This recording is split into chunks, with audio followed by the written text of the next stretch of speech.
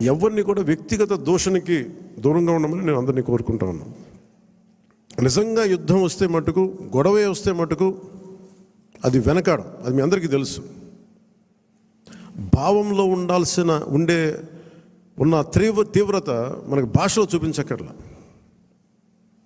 చాలా మర్యాదగా మాట్లాడదాం, అన్నీ చేద్దాం. కానీ మీరు అందుకు ఇందాక మనోహర్ గారు చెప్తున్నప్పుడు కూడా సబ్జెక్ట్ అవగాహన ఉన్నప్పుడు, దానికి లాజిక్ అండ్ రేషనాలిటీ, దానికి రెటారిక్ యాడ్ అయినప్పుడు దాని తిరుగులేని ఆయుధం. దానికోసం తీవ్ర పదజాలం కానీ పరుష పదాలు కానీ మనం వాడాల్సిన అవసరం లేదు. భవిష్యత్తులో అలాంటి సమస్యలే వస్తే ఎప్పుడు మనకి పోరాటానికి సిద్ధంగా ఉన్న పార్టీ అది. పదవులను కూడా పక్కన పెట్టి ముందుకెళ్తాం, అలాంటి బలంగా నిలబడగలం. ఈ ప్రజాస్వామ్యాన్ని ఇప్పుడు ఈరోజు నేను రివ్యూస్ చేస్తూ ఉంటే ప్రతి చోట ఎంత అడ్డగోలుగా డబ్బులు ఖర్చు పెట్టేశారు, దోచేశారంటే పంచాయతీరాజ్ లెక్కలు చూస్తూ ఉంటే గుండె చెరువైపోతాం.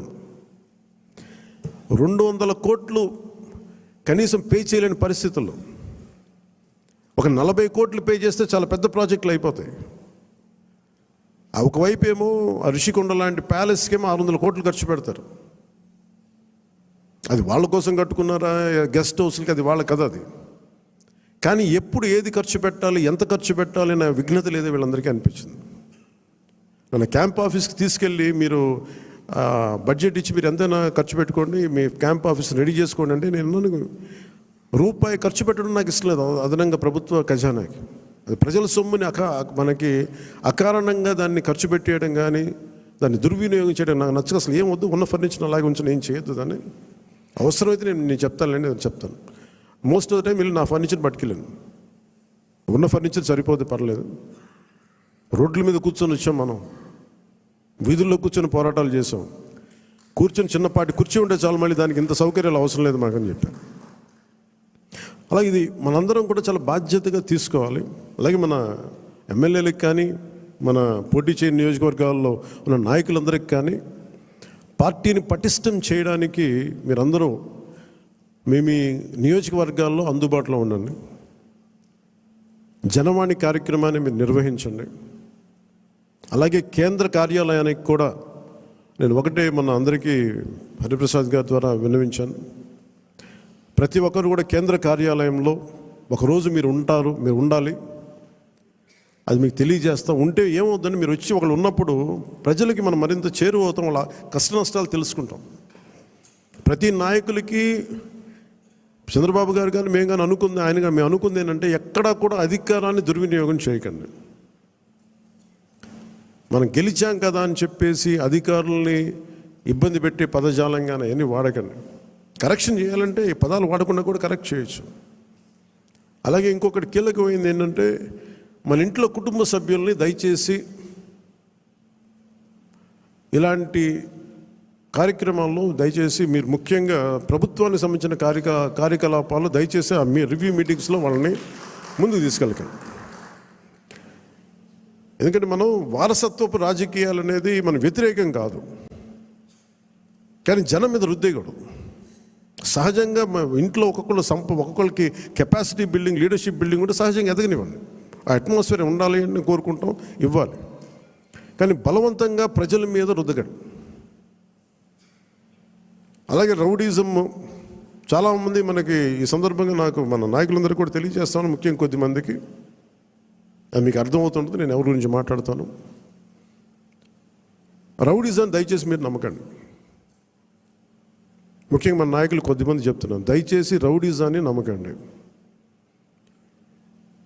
మెత్తగా ఉన్న నాయకుల మీద, ఏం మాట్లాడిన నాయకుల మీద మీరు వచ్చి మాట్లాడాలి కానీ తిట్టడాలు కానీ చేస్తే నాకు ఆ భయాలు లేవు.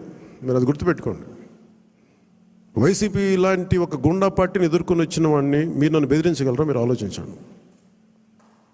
కొంచెం లోతుగా మీరు అధ్యయనం చేయాలి దాన్ని. ఎందుకంటే మాట కావాల్సిన సంస్కారం కావాలి. ఇక్కడ మీరు కూర్చోబెట్టి బెదిరించేసి సామాజిక మాధ్యమంలో మన నాయకుల్ని మీరే తిడతా ఉంటే నేను మిమ్మల్ని వదులుకోవడానికి సిద్ధంగా ఉంటాను, గుర్తుపెట్టుకోండి. అది మీరు నాకు ఎంత లాయలిస్టులు వ్యక్తిగతంగా అయినప్పటికీ కూడా, మీరు నా కమిటెడ్ లాయలిస్టులు అయినప్పటికీ కూడా ప్రజాస్వామ్యానికి విఘాతం కలిగించిన, రౌడిజం చేసిన నేను వదులుకోవడానికి సిద్ధంగా ఉంటాను. కానీ దయచేసి దీన్ని మీరు మంచి మనసుతో అర్థం చేసుకోండి.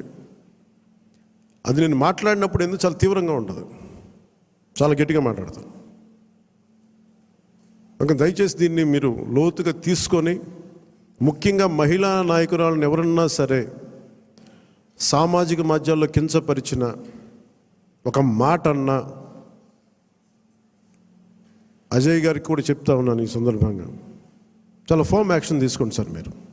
నేను ఈరోజు అందరి ముందు చెప్తున్నాను, you have all the right. చాలా ఫర్మ్గా చెప్పండి. మనందరినీ మనం సంస్కరించాలి అనుకున్నప్పుడు మనమే సంస్కారహీనంగా మాట్లాడితే ఎట్లా? అలాంటి వ్యక్తులని మీరు చాలా బలంగా మీ నిర్ణయం తీసుకోండి. మీ నిర్ణయం వెనక నేను ఉంటాను. అవకాశం ఇవ్వండి మారటానికి. తప్పదు అనుకున్నప్పుడు మీరు పార్టీలో నుంచి కూడా మీరు వెళ్ళిపోవాల్సి వస్తే వెళ్ళిపోనివ్వండి, ఇబ్బంది పడద్దు. ఎందుకంటే ఇది మనం చాలా కమిటెడ్గా ఇచ్చిన విజయం ప్రజలు. ఇది ఎప్పుడు ఓట్లు వేయని వాళ్ళు, ఎప్పుడు ఓట్లు వేయని వాళ్ళు ఎక్కడో అమెరికాలోనూ దుబాయ్లోనూ వలస కార్మికులుగా జీవితాలు వెళ్ళిపోయి ఒక 40,000 ఎప్పుడో వస్తే చాలా ఇంటికి పంపించుకునే వాళ్ళు కూడా 50, 60, 1.5 లక్ష రూపాయలు ఖర్చు పెట్టుకొని, వాళ్ళు పెద్ద డాక్టర్లు కాదు, ఐటీ ఉద్యోగాలు కాదు, చిన్న చిన్న సూపర్వైజర్లు, రవాణాలో పనిచేసే కార్మికులు, డ్రైవర్లు, వాళ్ళు వచ్చి 40, 70 వేలు ఖర్చు పెట్టి మరి ఓట్లేసి వెళ్ళారు ఇక్కడికి. దయచేసి ఇవి చాలా బలంగా మీరు గుర్తించాలి. నేను లేకపోతే పార్టీ ఏమవుద్ది అని చాలామందికి ఉంటుంది. దయచేసి అలా అనుకోకండి. ఏమవుద్ది, పార్టీ నడుస్తుంది అనేది ఎలా ఉంటుందండి?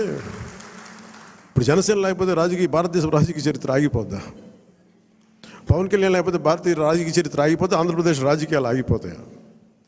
దీన్ని నేనేం చేస్తాను, ఒక అవకాశంగా తీసుకోవాలి ప్రజలకు సేవ చేయడానికి తప్ప, నేను లేకపోతే పాలిటిక్స్ లేవు, నేను లేకపోతే అసలు వీళ్ళు ఎలా గెలుస్తారు.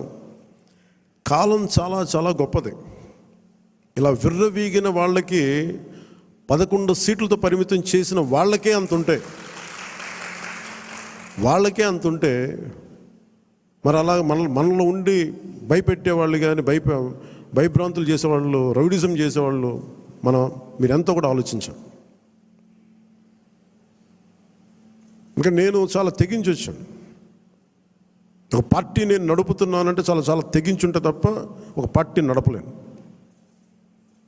నేను కమిటెడ్గా ఉన్నానంటే నా వెనక ప్రతిరోజు చెప్తాను, సరదాగా చెప్పను. నేను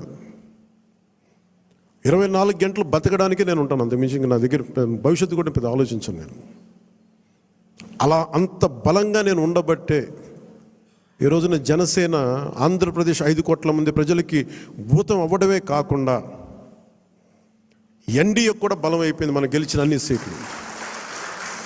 అంటే ఇవన్నీ ఎందుకు చెప్తున్నానంటే నేను అంత తెగించి ఉన్నాను నా దేశం కోసం, నా సమాజం కోసం. దయచేసి దాన్ని అందరూ దృష్టిలో పెట్టుకోండి. ఎవరైనా సరే ఇలాగ మనలో భయపెట్టేవాళ్ళు, రౌడిజం చేసేవాళ్ళు, విర్రవీగేవాళ్ళు కూడా ఒకటే మాట ఏంటంటే, నా వెనక నాలాగా కమిటెడ్గా ఏ స్వార్థం ఆలోచించని జన సైనికులు, వీర మహిళలు అనేక మంది ఉన్నారు. వాళ్ళు మామూలు వాళ్ళు కాదు. వాళ్ళు ఏం ఆశించరు. పని చేసి మళ్ళీ కనిపించరు. ఎక్కడెక్కడ విదేశాల్లో ఉంటారు. మనం వెళ్తే మన అంబానీ గారి మ్యారేజ్కి వెళ్తే జాతీయ జన ఆజ్ తక్ కానీ వీళ్ళు ఇదే చెప్తారు, మీరు భారతదేశానికి మీరు చేసింది మామూలు కాదు, మీరు సనాతన ధర్మాన్ని బలంగా నిలబెట్టారు. మీరు సినిమాల్లో ఉండి సూపర్ స్టార్డమ్ సాధించి రాజకీయాల్లో మలుపు తిప్పే రాజకీయం చేసి ఇవన్నీ తగ్గి మీరు నిలబడగలరు చూసారా. అందుకు మిమ్మల్ని ప్రేరణగా తీసుకోవాలని చెప్తా ఉంటే నేను చెప్పాను, ఇది గొప్పగా నేను మాట్లాడట్లేదు, కానీ నేను ఇంత బాధ్యత నేను నడిపిస్తున్నానని చెప్తున్నాను. ఇది సో ఇలాంటి నాకు దయచేసి క్రమశిక్షణ రాహిత్యంతో దయచేసి నాకు తలపోట్లు తీసుకురాకండి. ఎందుకంటే నేను నా రక్తాన్ని కూడా పక్కన పెట్టేయగలను, గుర్తుపెట్టుకోండి. నా కుటుంబాన్ని కూడా పక్కన పెట్టేస్తాను. నేను జనం కోసం అయితే నా కుటుంబాన్ని కూడా పక్కన పెట్టేస్తాను. అలాంటిది నా సొంత బిడ్డలతో సహా పక్కన పెట్టేయగలను. నేను అంత నిస్వార్థంగా, అంత గట్టిగా ఉంటాను. ప్రజాక్షేమం కోసం, ప్రజాస్వామ్య పరిరక్షణ కోసం నేను అంత బలంగా ఉంటాను. అందుకని దయచేసి అందరూ కూడా నన్నేదో తిట్టేస్తే భయపడిపోతాను, నేను లేకపోతే ఇక్కడ గెలవం, పంచాయతీ ఎన్నికలు రావచ్చు, మున్సిపల్ ఎన్నికలు రావచ్చు, నా సత్తా ఏంటో అనుకునే వాళ్ళందరికీ కూడా ఏంటంటే సంతోషం. నేను అక్కడ దెబ్బతింటానికి సిద్ధంగా ఉంటాను తప్ప కాంప్రమైజ్ అవ్వడానికి నేను సిద్ధంగా ఉన్నాను. ఏం పోతుంది చెప్పండి నాకు. ఈ రోజున 21 మంది ఎమ్మెల్యేలు, 2 మంది 2 ఎంపీలు అయ్యారు. ఇవన్నీ గెలవకపోతే ఏమన్నా అయిపోతాం. ఫలితాలు ఇంకొకలా వచ్చింటే ఇలాగ ఉండేవాడిని, ఏం మారేది కాదు. అందుకని దీన్ని దయచేసి అందరూ పెద్ద మనసుతో అర్థం చేసుకోండి. నాయకులందరికీ కూడా దయచేసి పదే పదే మీ కుటుంబంలో ఉండే మీ సహాయానికి, మీకు సహాయకారిగా ఉండటానికి నాకు అభ్యంతరం లేదు, కానీ వాళ్ళని భవిష్యత్తులో వాళ్ళే మా తరాదం వారసులను చెప్పడం కొంచెం ఇబ్బందిగా ఉంది బయట. ఎందుకంటే అలాంటప్పుడు నేను కూడా నా పిల్లలు ప్రమోట్ చేస్తూ కూర్చుంటే ఇంకా దీనికి కొత్తదనం ఎక్కడి నుంచి వస్తుంది చెప్పండి. ఇబ్బందిగా ఉంటుంది అది. సహజంగా మీ బిడ్డల్లో మీరు ఎదగాలని కోరుకుంటున్నాం. రాజకీయాలు వస్తే నాకే ఇబ్బంది లేదు. We are not against legacy, but let it happen in organic way, సహజ క్రమంలో జరగనివ్వండి. అందుకని ఇలాంటి ప్రతి చోట ఇవి కొన్ని వినిపిస్తూ ఉన్నాయి. ఇది అందరి ముందు చెప్తే ఇది అందరూ మనం ఒకసారి ఒక లోపలికి ఆత్మపరిశీలన చేసుకోండి. అందరూ సహజ క్రమంలో వస్తే నాకు ఇబ్బంది లేదు, కానీ దాన్ని దయచేసి ప్రజల మీద రుద్దకండి.